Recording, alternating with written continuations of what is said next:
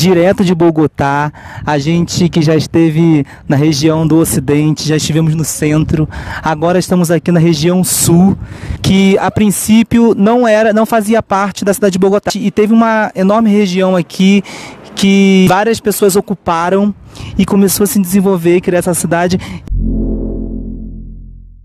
Falar um pouco mais, a gente vai conversar com o Gabriel, que é Usmenio, sociólogo, que está vivendo hoje no Brasil, está vivendo Eu moro em Santa Catarina, Florianópolis.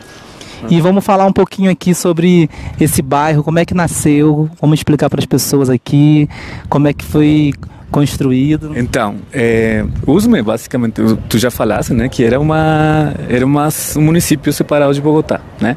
Só que, como o crescimento de Bogotá, decidiram, né, o governo, integrar os dois municípios. Então, Usme passou a ser uma subprefeitura de Bogotá, para que os brasileiros compreendam, né?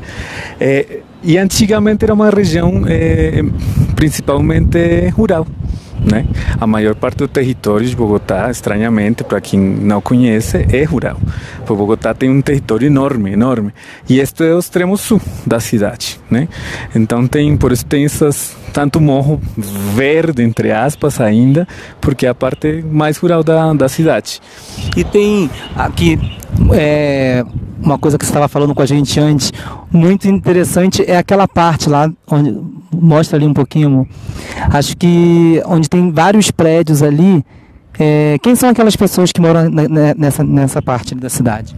Então, os primeiros moradores de lá são vítimas tem vítimas da violência, né, do país, assim, da histórica, mas a maior parte da população de lá são vítimas da erupção, né, do vulcão que teve aqui, que era o Nevado del Ruiz. Quem dá uma procuradinha assim na internet acha a tragédia do Armero, e eles são vítimas dessa tragédia, né? Que foi uma cidade, Armero, que ficava no departamento do Tolima, que ficou embaixo da terra, né? O vulcão, a lava, né? Fez que a cidade, sei lá, morreram muitas pessoas. Então as pessoas foram relocalizadas e acabaram lá, que essa região. Agora eu não vou me lembrar exatamente o nome do bairro, mas a gente sempre chamou de Armero, né? Porque é a parte onde moram os descendentes, e o povo que era Armero. E esses prédios que estão lá para cima são vivendas de interesse social, né? Que são projetos de moradia popular criados pelo governo, só que em umas condições, vocês não sei se vamos conseguir ir até lá, mas são apartamentos muito, muito pequenos, tipo que uma família de 4 pessoas já fica... Sabe mais ou menos quantos metros quadrados? 50, tem apartamentos de 48 metros quadrados, tipo, não dá para ter uma cama king size, no Queen não dá. Gabriel, tem esse bairro aqui, essa localidade tem uma história de luta muito forte.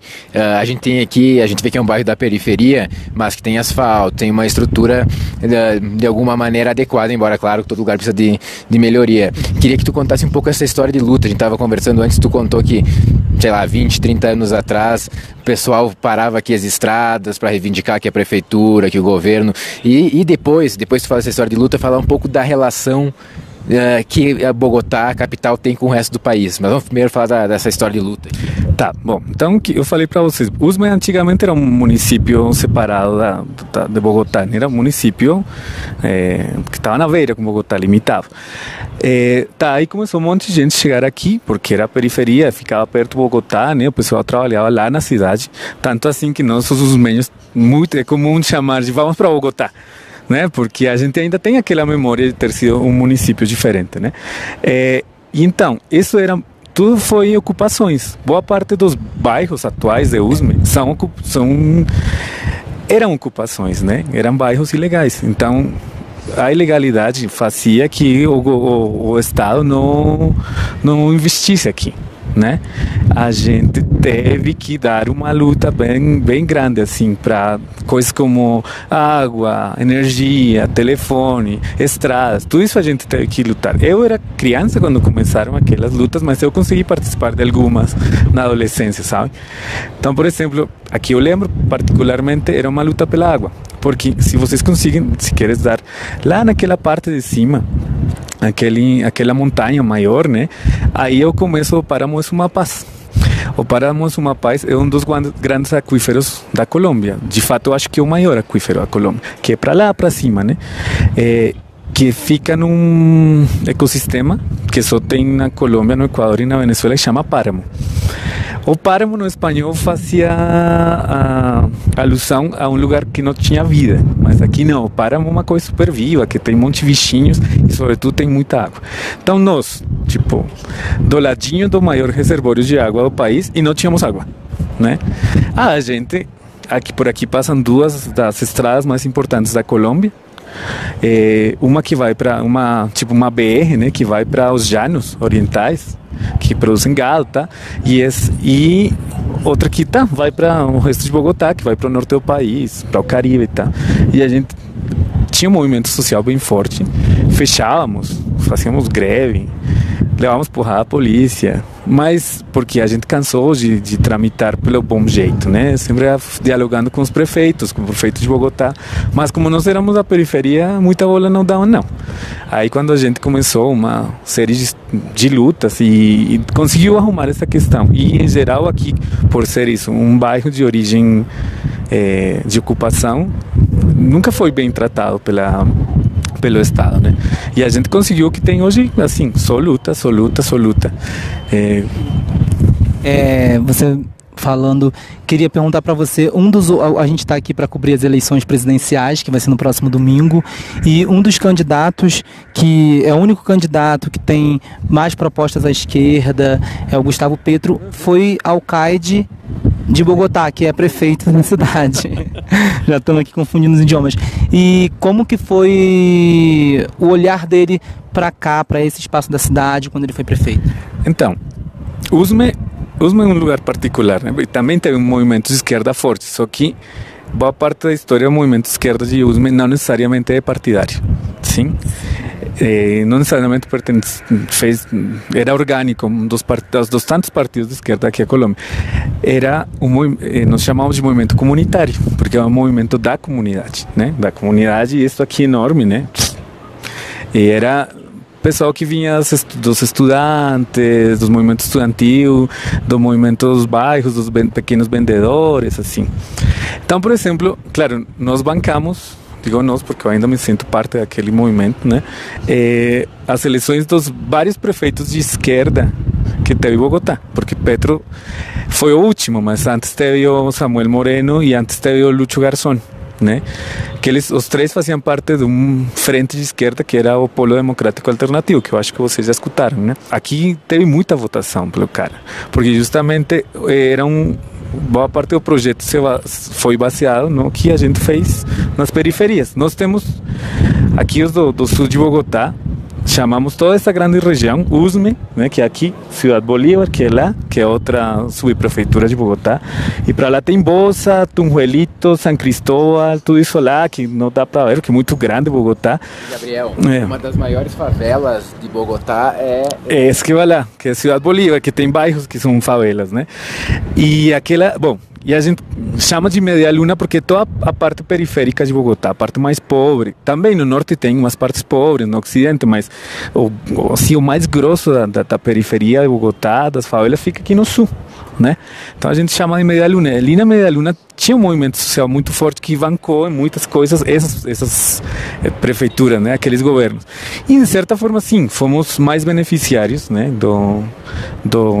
Das ações de governo, mas não tanto porque aqui se concentra a pobreza, né? Então, aqui tem muitas escolas novas, sabe? Escolas públicas novas. Aqui, 2 ruas para lá, tem uma escola enorme, muito linda, que abriram, sei lá, tem 5 anos, que é a escola Orlando Falsborda, né? Falsborda é o grande sociólogo colombiano, né? Eu convido vocês a lerem, porque é um cara muito massa, o grande formulador da investigação, ação, participação, né? Então, e aqui teve muitas escolas, muitos subsídios, muitas bolsas para coisas, né? De alimentação, de educação, e assim, ainda hoje, com todo o revoltado que está o panorama eleitoral, né? Ainda hoje aqui tem muito simpatizante do Petro, né? Tem como eu acho que vai ter uma votação boa, assim. Quando a gente estava subindo aqui, a gente viu alguns cartazes dele. E assim, vamos mostrar agora para você que está acompanhando a gente como que é o resultado da luta, porque como você falou, vocês lutavam muito, fechavam as estradas para terem melhorias. Então vamos ver agora essas melhorias. Dar uma volta aqui pela cidade. É aquela situação do lixo. Teve aquele episódio do... É verdade. Então, claro, porque sempre a parte feia da cidade tem que ter tudo mais feio, né? Então, Usme tem o maior lixão da cidade. Toda Bogotá, estamos falando, Bogotá tem 8 milhões, quase 9, muita gente, né? Então, o lixão principal da cidade fica lá naquela parte dessa grama bem verdinha. No ano 98, aquele negócio explodiu, né? Acúmulo de gases, tudo isso explodiu. E foi um baita problema ambiental, né? Porque muita doença, muito bicho, e todas as pessoas daqui desta região e também de lá, Ciudad Bolívar, né? Ficamos muito afetadas. Isso foi no 98. Só agora, acho que foi 2016, a gente ganhou uma ação coletiva ante a Tribunal Supremo de Justiça, né? Equivalente que é aqui da Colômbia, e porque o Estado tinha que nos dar uma compensação. E porque foi muito grave aquela situação. O lixo caiu sobre um rio e as águas do rio, contaminadíssimas, né? Inundaram boa parte dos bairros aqui mais baixos. E foi muito grave, muitas pessoas doentes. Mas o lixão continua ali. E de fato agora, estes dias que eu cheguei aqui a Bogotá de novo há pouco, estavam falando que tem um novo problema, assim, porque claro, é maquiagem, né? Melhoraram um pouquinho, mas a afetação nossa ainda continua. Aqui, depois daquela explosão, é comum que às vezes tenha muito cheiro de lixo no ar. Tu sente, assim, algumas noites, quando faz muito calor, muito sol durante os dias, às vezes cheira mal. E uma coisa... Vamos descer. Vamos seguindo essa conversa lá embaixo, pode ser? Para aí a gente já vai mostrando. Tá, temos que sair já, ou consigo pegar um casaquinho? Consegue pegar um casaquinho, a gente vai descendo um pouquinho aqui. Meu pai. Olá! Estamos aqui com o pai da Gabriel. Olá, estamos em vivo. Directo de Brasil. Muchas gracias por nos receber em tu casa, abrir tus portas para nós. Ustedes por venir. Sí, señor. Mucho gusto. Muchas gracias. Bajamos para cá. Para cá? Desci errado aqui, gente. A gente vai aqui, ó, caminhar agora pelas ruas aqui do bairro para a gente poder mostrar como é que vive aqui essa parte da periferia. Ó, temos uma participação aqui especial de um perro. Perrito. Uma perra, Carla. A gente está aqui. Qual é a altura que a gente está aqui? Aqui é mais a média de Bogotá são 2.600 metros, né? A média de altura aqui está 2.800 e pouco. Mas os tem bairros de 3.000 e até mais. Então a gente está aqui a 2.300 metros, 2.800 metros de altitude. E vamos mostrar para vocês aqui um pouquinho. Vou passar o microfone para o Murilo aqui para ele falar um pouco. Gabriel, vamos aproveitar todo o teu conhecimento também que de América Latina, já vivendo na Argentina, está vivendo no Brasil, estava comentando com a gente ali em cima de que muitas das políticas que foram feitas nos últimos anos aqui na Colômbia, pelo governo do Uribe, depois pelo governo do Santos, como a política que existe na área da saúde, ela acaba sendo exportada para alguns outros lugares, e é o caso, por exemplo, do Brasil. Como é que é essa situação aí? Olha, é assim, é uma ideia que nós temos conversado e temos construído com vários amigos, né? E que Colômbia verdadeiramente é o grande laboratório do neoliberalismo da América Latina. Claro, Chile foi imposto, né? Chile foi aquele negócio militar. Aqui tem sido, claro, por uma parte pela guerra, mas também por aquela questão de um risco iminente, aparentemente, da chegada ao comunismo, né? Serviu para justificar qualquer tipo de ação. Os Estados Unidos sempre tiveram muito interesse na Colômbia, né? Porque a localização da Colômbia é, geoestrategicamente falando, muito importante, né? Central. Então, nossa história sempre tem tido o império ali nos cuidando, né? Aí, então, por exemplo, muitas das medidas neoliberais que hoje estão sendo implementadas no Brasil, vamos para lá aqui, Por exemplo, questões como a saúde privatizada. A privatização da saúde na Colômbia já tem quase 25 anos, 93, acho que foi a Lei 100, que foi uma modificação radical do sistema de saúde. Então, o sistema de saúde começou a ser administrado, né, por empresas privadas. Tipo, tinha uma espécie de SUS, que era o Seguro Social, chamado. E agora tem muitas empresas tipo Unimed, né? Esses negócios assim. Só que tem uma hierarquização, né? Tem empresas para pobres, empresas para classe média, empresas para ricos, né? Pobres, ricos, mas toda na concorrência ao mercado. E é assim, para você usar o sistema de saúde, você precisa estar cadastrado. E o cadastro só é possível por meio de uma... Lá tem uma sinaleira, eu acho que dá para nós cruzarmos assim. O serviço de saúde, tu só pode usar se estás cadastrado, né? E cadastrado por meio de uma enquete. Quem não está naquela enquete pode ser, claro, é atendido nos hospitais e tal, mas tem que pagar. Tem que pagar o que o serviço é público, mas você tem que pagar. E assim, tipo, a universidade aqui é paga, né? A universidade pública é paga. E tem um monte de questões. A universidade pública? É um pago estratificado, né? Então, dependendo de quanto tu pagavas na escola, mais ou menos, isso multiplica por 6, não? Que é o semestre, isso que tu vai pagar na universidade. Uma matrícula, né? E assim, é um pouco a lógica aqui. Tudo público tu tem que pagar, né? Mesmo sendo público. E é uma coisa que foi, sim, implementada muito como esse negócio do meio do comunismo, né? Então é aquela questão que a guerra na Colômbia, né, tem justificado todas as medidas de ataque contra os direitos da população. É basicamente isso. Né? Existe uma... Só aqui, ó, é o Transmilênio, que é o principal meio de transporte aqui de Bogotá, mas também tem muito ônibusinho pequeno, né? A passagem custa em média de R$2 a R$3, dependendo, R$1,50, né? Sim. E uma questão, que, por exemplo, é que tu falaste do ônibusinho.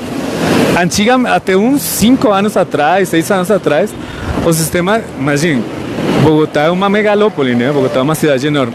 E o sistema de transporte era muito caótico. E tinha a ver com que era privado, né? Bogotá até 1948 tinha um sistema de transporte público mais ou menos centralizado, mas claro, estavam falando de uma cidade que tinha 400 mil habitantes naquele... Mas era público. Depois, que eu acho que vocês já conhecem também, do Bogotazo, né, que foi quando mataram a Gaitán, que é um dos nossos grandes líderes populares, né? O que foi mais afetado, porque, claro, a população ficou revoltada, queimou a cidade, bom, foi o sistema de transporte que existia aquela vez. A solução do governo daquela época, estamos falando de 60 anos, 60, 70 anos já, foi privatizar o transporte. Há 70 anos. E como se privatizou? De um jeito bem... Não foi uma empresa, não. Não tinha ônibus na cidade e deixaram as particulares, né, usar esses ônibus, mas então não o ônibus funcionava mais ou menos assim, você pegava o ônibus, botava um cartaz que ia para qualquer lugar, mas não tinha uma rota definida, não tinha pontos de ônibus, então sempre foi muito caótico o transporte aqui. E aqueles ônibus azuis são já do sistema de transporte, que é criado como uma forma privada, né, tipo, é privado. E é uma lógica de gestão muito parecida com o serviço de saúde. Empresas pequenas que recebem a grana do Estado, têm a cidade dividida em porções, em regiões, eles colocam ônibus, tá? Mas a cidade que coloca os salários dos motoristas, coloca a reparação das ruas, né, das estradas quando elas ficam deterioradas e tal. E tu me perguntabas pelo Transmilênio. Então, Transmilênio, por exemplo, Bogotá é uma cidade enorme que está funcionando como ônibus. Esses ônibus não conseguem dar conta da cidade. E quem implementou aquela medida foi o atual prefeito, que é um dos grandes neoliberais desse país, que é Enrique Peñalosa, um tecnócrata, um cara que ele muda de posicionamento político segundo o momento, né? Então ele já passou de ser um cara mais liberal no sentido antigo, né, de apoiar, sei lá, o movimento gay e a urbanização da cidade, legal, bonita, agora está numa posição super conservadora, assim, ele muda, né? Ele é Ele vai mudando, mas, tipo, tem-se um cara que botou muito, muito concreto na cidade, mas pouca questão social. E sobre a paz? Sobre a paz. Cara, a paz tem sido o grande tema da Colômbia, né? A paz em geral, assim. Eu acho que talvez as pessoas que estão nos vendo nesse momento sabem, ou pelo menos escutaram, da negociação da paz atual das Farc, né? Como as Farc. Que as Farc era a maior guerrilha que tinha a Colômbia, né? Mas ainda tem duas mais, que é o Exército Popular de Libertação. Para quem não conhece, explica um pouco como é que funcionava as Farc. Bom, as Farc têm uma origem camponesa, né? Colômbia tinha umas guerrilhas, é que a história das Farc é muito longa, né? Porque a Colômbia é um país que, como acontece em muitos lugares, que como passa o tempo a concentração de terra, né, da propriedade rural é ainda maior. Tinha os camponeses liberais, o Partido Liberal daqui sua origem era um pouquinho mais social-democrata, sabe? Não é um partido liberal por ser liberal na economia, não, era um partido liberal, eu acho que pela liberdade, a questão da liberdade. Tem uma origem assim, só que um partido de elite e ao mesmo tempo muito popular. Então tinha uma linha muito forte de liberais social-demócratas, assim, e muitos camponeses aderiram àquela linha, né? Aí eles foram atacados, né, pelas terratenientes, né, pelos caras donos da terra, e os caras se defendendo, se foram radicalizando, mas eram camponeses defendendo seus quintais, basicamente, pequenas porções de terra e tal. Aí eles, quando foram radicalizando, viraram comunistas, ou viraram mais de esquerda. Aí, isso mais ou menos estavam falando dos 60. Eles foram bombardeados, porque eles decidiram no interior do país, no Tolima, eles controlavam 2 ou 3 municípios, El Pato, El Guayabero e não me lembro qual que era outro. Aí, tipo, a elite da Colômbia começou a falar das repúblicas independentes, que os caras tinham criado umas repúblicas independentes, que Colômbia era um estado unitário, então não dava para permitir essas coisas. Aí foi a aviação colombiana e bombardeou eles. E aí eles falaram, olha, não dá para negociar como Estado, e se radicalizaram. Com o tempo começaram a ter alianças com o Partido Comunista, então as Farc acabou sendo, que era soviético, né? As Farc acabaram sendo mais,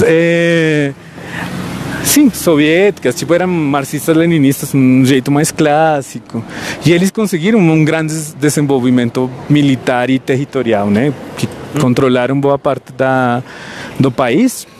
Assim, tem gente que fala que 50% do país era controlado pelas Farc. E essa escola Orlando Falsborda é nova, dá para ver. Popular Arte Pública. Escola Popular de Arte. Aqui tem muito movimento artístico, USME, né? Próprio, assim. Tem muita gente que faz rock, que faz hip hop, que faz teatro, né? Tem muito, o movimento artístico aqui, o USME é muito forte. E aqui é uma escola pública. Essa é uma escola pública. E, aliás, teve uma greve de professores aqui. Teve há pouco tempo uma greve de professores, porque sim, a educação pública tem sido muito maltratada. Mas, tipo, a diferença do Brasil, da educação pública na Colômbia, ainda tem muita qualidade, mesmo, sabem? Tipo, tem escolas públicas muito famosas, que estudam pessoas de camadas populares, não tem aquela hierarquização tão marcada que tem no Brasil, de que escola privada é para ricos e escola pública para pobres. Não, tem escolas públicas muito boas. E tem muita escola privada para pobre. Isso é uma coisa muito particular. Eu, de fato, saí de uma escola privada para pobres, bolsista. Olha, esta, Colégio Distrital Orlando Falsborda. Ali de cima acho que dá para ver melhor. Eu acho que lá. Aqui uma escola modelo, né, na periferia. E tem muitas que foram durante esses governos de esquerda daqui de Bogotá, criaram muitas escolas. Muitas escolas. E Gabriel, como é que tu que também tá vivendo? Gabriel, tu que tá vivendo no Brasil, queria que tu falasse um pouco Se o povo colombiano aqui está sabendo o que está acontecendo no Brasil, a prisão política do Lula, ou a gente ainda está muito distante da integração que precisamos para pelo menos trocar informação entre nós outros? Então, eu vi, assim, tipo, escutando, a família pergunta, tá, e como é que está no Brasil, o que foi que deu com Lula? Mas, claro, também, tipo, a questão da mídia também aqui é muito concentrada, né? Não é aquele monopólio da Globo, mas tem um monopólio em dobro. São duas. Que são duas, né? Mas, e RCN, né? Que a gente chamava de... RCN é Rádio Cadena Nacional, mas nós chamamos Rádio Castanho Nacional, porque Castanho era a liderança dos paramilitares, né? E eles eram muito, muito, muito fascistas. Então, sim. E claro, Lula foi apresentado como um criminoso e tal. Mas eu acho que a gente entende que esse cara fez alguma coisa pelo povo. Então não tem aquela rejeição tão grande assim. Será que a gente senta um pouquinho aqui? Pode. Só uma coisa. Esse é o principal esporte de Bogotá. O microfutebol. E é toda da periferia. Os grandes jogadores de microfutebol da Colômbia saíram desses bairros da periferia. E tem esse... É jogado com duas bolas? Não com uma, aqui são dois grupinhos. Aliás, a Colômbia é o terceiro país que mais colombianos compraram ingresso para assistir a Copa. Não. Tem uma turma que está mais interessada na Copa que na eleição. Não, porque tem uma turma que tem grana, né, que tem a possibilidade de ir para lá e tal. Mas olha, o que os pobres jogamos sempre é microfutebol. E tem toda uma cultura ao redor do microfutebol, sabe? Eu acho que a gente dá depois para procurar umas musiquinhas, uns rocks, hip hop que falam do microfutebol, que faz parte muito da identidade da periferia aqui. Que bom, e você falando sobre o entendimento das pessoas que sabem que o Lula fez uma coisa boa para a população. Uma coisa interessante é que a gente está aqui fazendo a cobertura, né, das eleições, e conversamos primeiro com o campo do Petro, que é um campo à esquerda, e ontem a gente conversou com uma senadora do campo do Vargas Lleras, e ela, que é num campo conservador, e ela também fez um reconhecimento, falou pra gente que é uma injustiça, né, reconhecia o valor de Lula para o Brasil e para a América Latina. Também elogiava bastante a Dilma, porque falou pra gente que era uma mulher feminista. Tem até um vídeo aqui, vocês podem acompanhar a entrevista dela e também da senadora Glória Flores, que foi parlamentar andina, e ela também faz um depoimento lindo pro Lula, pro PT, sabendo todo, com conhecimento, né, de tudo que foi feito, de todos os desarroios que foi feito em Brasil. Pessoalmente não sou lulista, mas eu acho que me virei um pouco lulista depois de tudo o que aconteceu com ele. E no meu caso, eu me lembro assim do começo do Lula e tal, cara, que era muito gratificante para nós, que somos assim da periferia, tem um cara como ele, porque eu encontro no Lula muitas coisas que tem meu pai, certos jeitos, sabe? E tem a ver com isso, que eu povo da periferia mesmo, e tem uns jeitos diferentes de viver. Não sei se são melhores, não sei se são piores, mas eu acho que a gente cresceu eu cresci num bairro bem, assim, de estrada do chão, longe de tudo. Que todo mundo aqui, Bogotá é uma cidade muito estratificada, né? Então quando tu fala que mora no sul, o pessoal meio que te olha com cara de... Porque assim, é bem a periferia, assim. E Lula era esse cara que era da periferia, que chegou num lugar. E é legal. Eu tenho uma simpatia pelo Lula nessa questão da sua origem, sabe? E deixa eu te perguntar uma coisa, a gente vê, tem umas pessoas aqui, não sei, é por conta do frio, é por conta que tem muita infecção, que elas usam aquele coisinha hospitalar Olha, aqui Bogotá tem um clima bem de merda, né? vamos falar as coisas como são. Bogotá é muito alta, é muito fria, é muito seca e muito contaminada, né? Então são como 3 condições que fazem que então, a incidência de doenças respiratórias é muito alta. E aqui no Usme, em Ciudad Bolívar, né, é maior por conta do lixão, né? Porque o ar é muito mais pesado. Então aqui é bem comum, tipo, quando essa época que está chovendo muito, né? Essa época que está chovendo muito, então é pior. Tu vai num hospital, no centro de saúde, tem um monte de gente doente das vias respiratórias, né? Porque sim, o clima aqui e aqui é mais alto, mais seco. Não dá para olhar assim, tipo, o ambiente é muito seco. Então... Agora, tu estava falando sobre o Lula e falando sobre a periferia, sobre o modo de viver, que é diferente, né? E você falou, não sabe se é melhor, se é pior.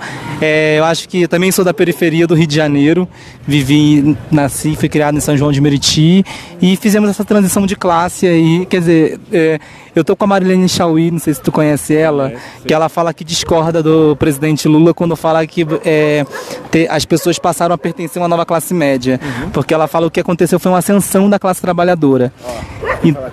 Então, essa é uma coisa que eu consigo muito entender, porque eu, como periférico, que comecei a depois morar na Zona Sul do Rio de Janeiro, a ter acesso a milhões de coisas que eu não tinha antes, que a gente é excluído de ter, né? Você acaba, quando você adere esse discurso de que passou para uma nova classe média, na verdade você acaba aderindo o comportamento daquela classe média, que eu acho bem medíocre, assim, às vezes no pensamento, na coletividade que não existe, né? Mas eu acho, não sei, eu acho que, por exemplo, aqui tem um monte de pessoas, eu faço parte desse grupo de pessoas que, tipo, de uma geração para outra, geração de meus pais para mim, tipo, já mudanças acadêmicas, de conhecer o mundo é diferente, né? Mas, olha, nós continuamos, porque aqui não teve aquela grande mudança como os pobres, sabe? Mas eu acho que o mesmo fluxo do capitalismo que fiz, que a gente mudasse algumas coisas, sabe? Mas nas práticas, no cotidiano, a gente é muito da periferia ainda. Tipo, não deixou de ser. A gente tem, tipo, nós saímos de USM, mas USM não saiu de nós, sabe? Com certeza. Viva, que não percamos a periferia jamais, né? Vamos hablar aquí un poco cómo es el nombre de la señora. Rosa Salazar. ¿Y vive acá en Usme? No, sí, vivo acá enseguida. ¿Y cómo está ahora la vida en Bogotá? Difícil, está un poco difícil. ¿Hay mucha falta de empleo, cosas así? Pues sí, porque como nosotros ya no podemos trabajar, pues... ¿Y hay pago de jubilaciones acá? ¿Se paga una jubilación? Sí, la pensión. Sí, nosotros recibimos la pensioncita. ¿Ustedes son pensionados los dos? Sí, nosotros ¿Ustedes son esposos? Sí, señor. Nosotros recibimos el bonito mensual. ¿Y la señora va a haber ahora elección en domingo? ¿Pretende votar? ¿Va a la urna? ¿Decidió? Pues la verdad no sé si votar. ¿Va a decidir hasta...? Ellos prometen mucho ni lo cumplen.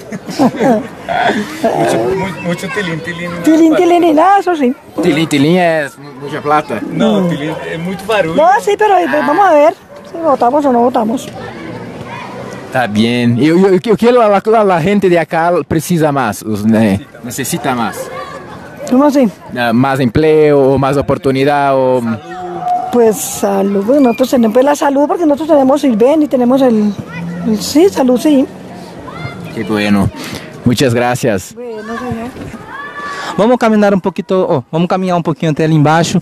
Então, a gente está aqui desde quarta-feira passada, tentando fazer várias atividades para promover esse intercâmbio. Nós viemos para cá para poder fazer a cobertura das eleições presidenciais. Primeira vez que a esquerda está no pleito com Gustavo Petro, que é um homem que não se diz de esquerda por conta também da criminalização, mas todas as políticas dele, ele sempre fala na campanha dele que ele não é de esquerda nem de direita, que ele tem um projeto Colômbia Humana. Ele fala que o país tem dois projetos, que é o projeto de paz e um projeto de guerra, que se está no pleito hoje entre todos os candidatos.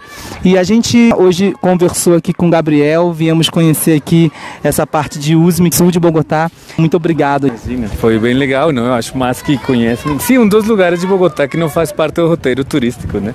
Porque onde moram todos os operários, toda a gente que faz as coisas de limpar a cidade, né? Tipo, e é um lugar, só que isso, né? Usme tem sido um lugar dos mais importantes dos setores populares aqui em Bogotá. Então a gente está aqui para poder promover esse intercâmbio entre a América Latina. Mais uma vez aqui, um abraço direto de Bogotá, e a gente pede para vocês continuarem acompanhando a gente aqui, que estamos fazendo essa cobertura aí. Obrigado, Gabriel. Até a próxima. Até mais. Obrigado para todo mundo aí. Hasta luego.